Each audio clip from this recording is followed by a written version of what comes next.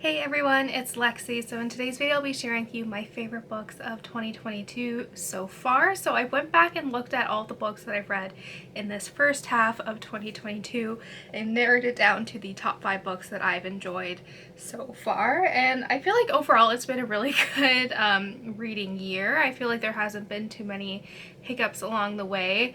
It has been very much dominated by my reread of the Bryznda and I series, which I have very much enjoyed, but it will be nice now that I can kind of actually take some books off my TBR because it keeps growing, so I definitely need to kind of work on that. But nevertheless, I'm going to be talking about the kind of favorite books. When I looked back in my bullet journal, these were the ones that really stood out as my favorite so far, so we'll see if they make it into the yearly wrap-up of my top books of 2022.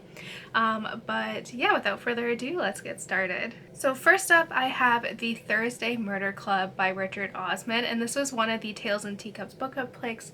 I think it was for March and April, and this is one that really kind of took me by surprise. I've heard like very positive things about this book, and I wasn't expecting to love it as much as I did.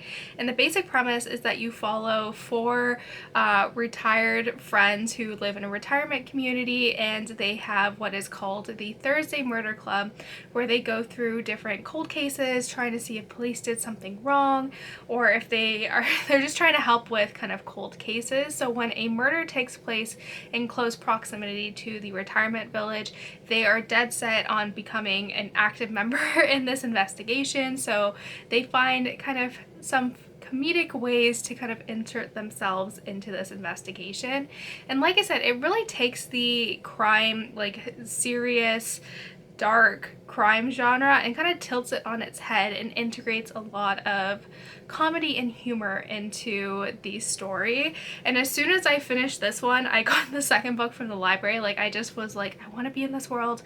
I love the characters and their interactions between each other. I feel like each character's personality is really unique, and you can just like totally picture what this person would be, which I really enjoy.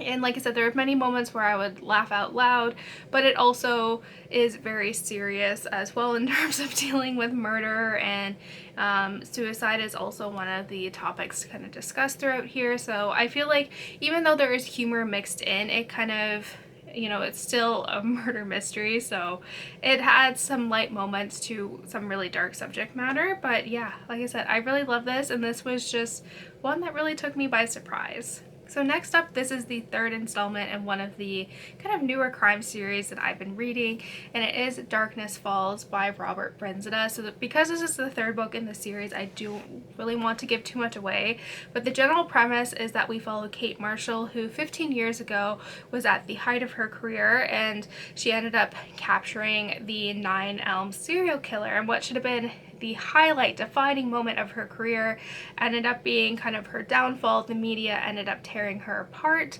and ultimately she ends up quitting her job as a detective, and she becomes a criminology professor. And so we follow her 15 years after the aftermath of what happened with 9 Elms.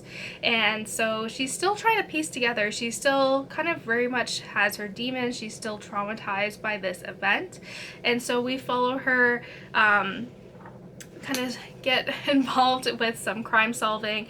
Again, I don't want to spoil too much because this one is kind of a little bit different in terms of where Kate is at in her life, but this one follows a missing persons cold case where Kate is hired by the grieving mother to find out what happened to, I believe it's like 12 years, or yeah, 12 years, who was a journalist who went missing, and her body still has never been found.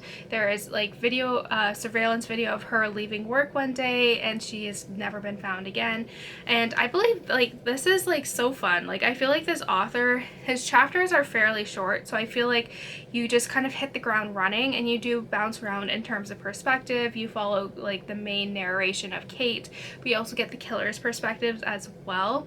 And I feel like this one really took me by surprise. It was just fast paced. I was just totally engaged the whole time, and I like how for this too, you're not really told what's happening. Like, you are kind of along the way you are figuring it out with the characters throughout the story, which I really enjoy.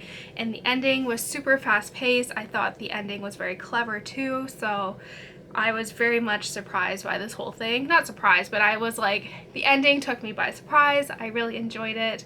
And yeah, this is just a solid kind of crime series. So if you're looking to start something new in terms of the crime genre and want something a little bit different than the kind of classic crime series that took place in like the 90s and the early 2000s, this one is a bit more modern, and there's only 3 books out, so it'll be easy for you to get caught up in. But yeah, overall, love this series. So next up, this has to be one of my most anticipated releases for the first half of 2022, and it is The Diamond Eye by Kate Quinn. I was so excited for this when it was coming out. Like, I could not wait to pick it up.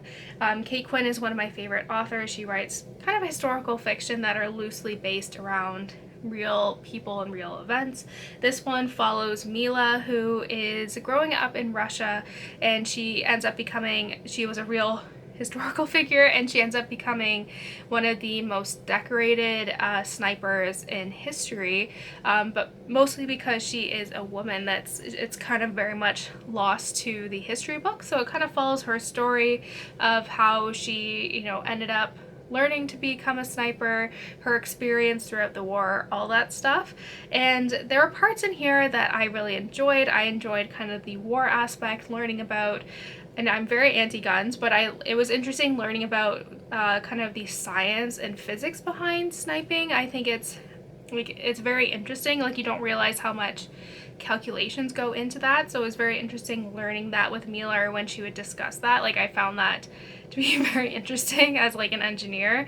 But this book is very much heavy on the romance compared to some of the other ones, so that did take me by surprise, and it was a little bit kind of like rolling my eyes at some point, because it was just like, I don't know, she has 2 people, like, you know, in love with her. Like, wow, good for her.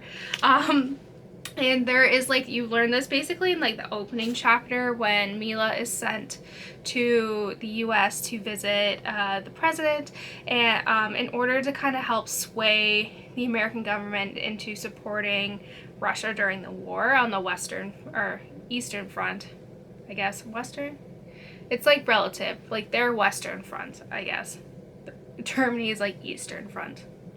But basically when they're there, you get a man has been hired to assassinate the president, and basically he's going to use Mila as the scapegoat to blame for that. And that's very unbelievable. I was like, this would never happen. But I found the ending to be very, like, it was a really intense ending. Like, I did enjoy that, but you could tell, like, I felt like for this one in particular, I felt like the author took a lot of liberties with this historical figure's life. Like, it felt more unbelievable at times compared to some of the other books, so that was my one complaint. But overall, I still really enjoyed this. Like I said, it was a very interesting read. It was a little bit different than what she's done in the past, but I still enjoyed kind of this historical fiction story. Next up, we have Cloud Cuckoo Land by Anthony Doerr. This is a book that I was really excited. I think I picked it up earlier this year or late in 2021, and so I finally got around to reading it. And this book, again, like, I didn't want to know too much about it, but I really loved it. Like, it's very hard to kind of describe, but basically we follow this story of Cloud Cuckoo Land throughout different eras of human history, and also in the future as well. So we follow Cloud Cuckoo Land's like origin story in Constantinople, I think that's how you say it, in like the 1400s. Then we follow it in a man who gets like somehow connected to the story of like this fictional story of Cloud Cuckoo Land, and his experience growing up in the 50s, and also in present day as well, where there is a kind of mass shooting taking place, and then also in the future as well. So I really liked following how this story was interconnected throughout human history. Like, I think that is so interesting. Like, when you think of like stories that have been passed down through generations, or even some of this, like, you know, novels we have now that are very, very old, I think it's interesting to see like the generational impact book has, or that story has, throughout human history. So I think this book really does a good job. As always, Anthony Doerr is an amazing writer. I did feel like the first, or like the middle 2/3 of it were a little bit dragged along, but I really liked how everything was kind of tied together at the end, how he was able to weave stories throughout different eras and times of human history together into a nice conclusion. So I really enjoyed that. Like, this book is really unique, and I got my boyfriend to read it too, and he really enjoyed it as well. So yeah, this one like was very interesting. It's a little bit different, but I really like how the author ties everything together. And lastly, we have House of Sky and Breath by Sarah J. Maas. This was a book that I was completely shocked, and I do understand the general criticism of Sarah J. Maas. Like, I do get that, and I do agree with some of it, but this one I was just deeply invested in. I like the mystery aspect in here, and like how you're trying to figure this out with the characters. I like how it's a little bit different than that, and this ending was just really good. So I told my boyfriend, and he's doing this right now, I'm like, you need to read these 2 books and then also A Court of Silver Flames, because we need to talk about this. I need someone to discuss this with. So that's what he's currently reading right now, which is funny. But yeah, this one, like, I was just deeply invested. I like how in this kind of story we get more perspectives. I like Therion. I like, it's kind of expanded the world. I like seeing what life is like in the river. It was just really interesting, and I feel like this kind of just expanded Sarah J. Maas's world in general. So I'm very curious to see what happens next. Like, I'm trying to be as vague as possible because I don't want to spoil anything. But yeah, this book, like, my mouth was on the floor, and I was like, there's little hints here or there, and I'm like thinking, I'm like, is she gonna do this? Like, I don't think so, but like, I was like guessing it, but I was like, no, like, I don't think that's gonna happen. And just seeing it happen, like, I was shook. Like, I was like, oh my god, no. I'm just very, very curious to see what happens next. So like I said, my boyfriend is being a very good boyfriend, and he's reading these books, so I can have someone to talk to about it, because like I said, I was blown away.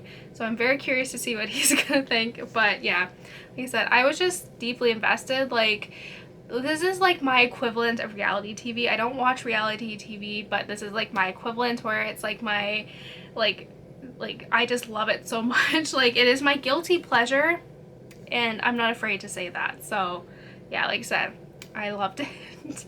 I'm just very curious to see what's gonna happen next. That's it, guys. I hope you enjoyed this video. Let me know in the comments below what some of the books that have made your kind of favorites list of 2022 so far, and all that fun stuff. So yeah, thank you guys so much for watching. Don't forget to give this video a thumbs up, and I will see you guys next time. Bye, guys.